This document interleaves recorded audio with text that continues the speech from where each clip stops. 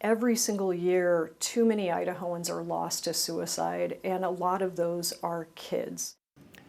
Suicide is a serious public health problem in the Gem State. The Department of Health and Welfare says Idaho saw the 4th highest suicide rate in the country in 2023. And it was only a couple of years ago. Suicide was the 2nd leading cause of death for teenagers and young adults, which is why creating awareness and making resources available are important, as it can happen to anyone at almost any age. Well, now the need for resources for young people could be even greater as new restrictions limit how they can access that help they might need.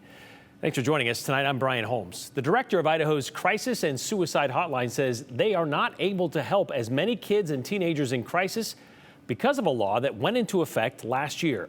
Abby Davis is here to explain why. Abby? Yeah, that law requires the call center to get parental consent if a young person who isn't in immediate danger calls for help. Something one local parent says needs to change to keep our youngest generation safe.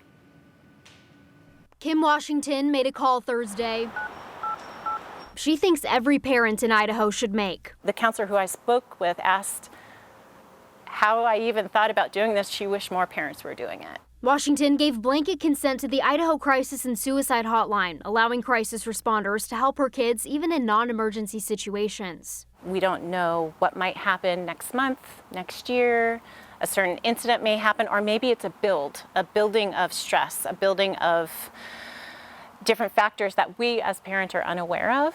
The Boise mom of 2 made the call more than a year after Idaho's Parental Rights Act took effect. The law requires parents to approve almost any medical and mental health care for their kids unless they've already given consent or the child's life is in immediate danger. Idaho law, it has a very high threshold for what an emergency is. Because of that, Hotline Director Lee Flynn says they're limited in how much they can help some of the kids and teens who call 988. Maybe they're feeling suicidal, but maybe they don't have a plan for suicide. Maybe they don't have access to lethal means. You know, maybe they're being bullied at school and they're experiencing severe depression. It's really important that they get the support they need during their crisis at the moment of crisis. They do have access to 988, 100%. Representative Barbara Ehart co-sponsored the law. We need to involve the parents because remember, this will be an ongoing problem, and that person on the other end of the phone is not going to be there on that constant day-to-day basis interacting with that child. While Washington says she understands the intention behind the law, she worries about the young people who may not have a good support system at home. Just because someone is not actively physically harming themselves does not mean that they're not in a crisis.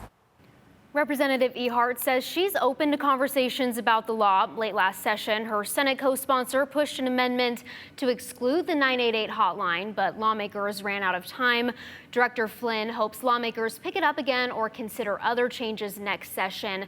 She says there's no better time for this discussion considering it's National Suicide Prevention Awareness Month. If you're in crisis, know someone who is, or are a parent wanting to give blanket consent, you can call the Idaho Crisis and Suicide Hotline at any time. You just have to dial 988. Brian? Yeah, the law does not make it that much easier if the parent is the cause of that crisis. So, yeah. All right, thank you very much, Abby.